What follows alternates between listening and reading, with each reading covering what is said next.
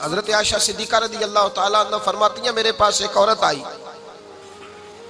تو میں نے اس کے ساتھ 2 بیٹیاں تھی اس کی، میرے پاس 3 کھجوریں تھی، میں نے اس بی بی کو دے دی، 2 بیٹیاں تھی۔ اس عورت نے کیا کیا، میں دیکھ رہی تھی، ماں تھی نا اور بیٹیوں کی ماں تھی، اس نے پہلے ایک کھجور دونوں بیٹیوں کے منہ میں ڈالی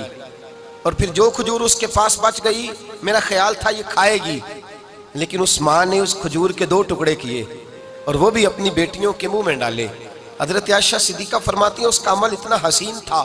اس بی بی کے اس عمل کے اندر اتنا حسن تھا کہ میری آنکھوں میں بھی وہ بات رہ گئی، دل میں بھی رہ گئی، روح میں بھی سما گئی، اس کے حسن اور تاثیر کو میں بھلا نہ سکی۔ شام تک وہ کیفیات، وہ انداز، وہ اس عورت کا طرز، اس کا وہ انداز میری طبیعت کے اندر بار بار مجھے اس کی طرف متوجہ کرتا رہا۔ شام کو محبوب تشریف لائے،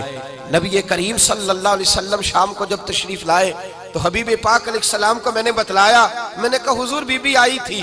اس کا چہرہ بتا رہا تھا کہ بھوکی ہے، لگ رہا تھا کئی دنوں سے کھانا نہیں کھایا، 3 کھجوریں تھی ہی میرے پاس 3، 2 بیٹیوں کو دے دی، وہ کھا سکتی تھی، لیکن یا رسول اللہ صلی اللہ علیہ وسلم اس نے کھائی نہیں، وہ بھی کھجور 2 ٹکڑے کر کے بیٹیوں میں بانٹ دی ہے۔ حضرت عائشہ کہتی ہیں دیر تک حضور میری بات کو سنتے رہے، دیر تک میری طرف دیکھتے رہے، اس تصور کو، بیٹی کے پیار کے اس ذائقے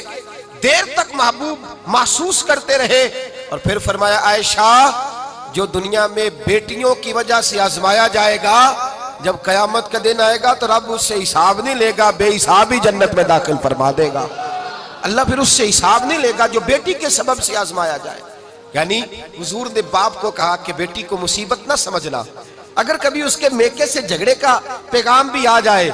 اگر کبھی دوبارہ تجھے اس کی طرف پلٹ کر جانا بھی پڑے، میرے نبی پاک صلی اللہ علیہ وسلم سے کسی صحابی نے کہا تھا یا رسول اللہ بہترین صدقہ کون سا ہے؟ حضور بہترین صدقہ کون سا ہے؟ وہ میرا مال جو اللہ کے راستے میں خیرات کروں تو رب مجھے زیادہ اجر عطا کرے، وہ کون سا ہے؟ تو میرے نبی پاک نے فرمایا اگر تیری بیٹی واپس لوٹ آئی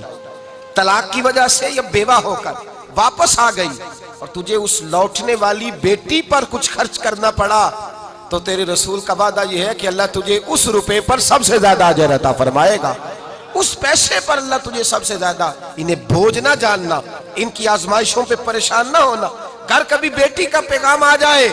کہ اس کو پھر سے یہ تکلیف ہوئی ہے، باپ سمجھنے لگا تھا کہ میں تو فارغ ہو گیا، نکاح کر کے میں فارغ ہو گیا، پھر اگر کبھی اسے پیغام آئے تو میرے مصطفیٰ کریم نے فرمایا وہ پریشان نہ ہو، وہ دکھی نہ ہو، بلکہ جو بیٹی کی وجہ سے آزمایا جائے گا اس سے تو حساب ہی نہیں لیا جائے گا، اللہ بغیر حساب ہی جنت عطا فرما دے گا۔ اتنا بڑا مقام، اتنی بڑی عظمت اور فضیلت اللہ کے رسول نے بیٹیوں کے ماں باپ کو عطا فرمائی۔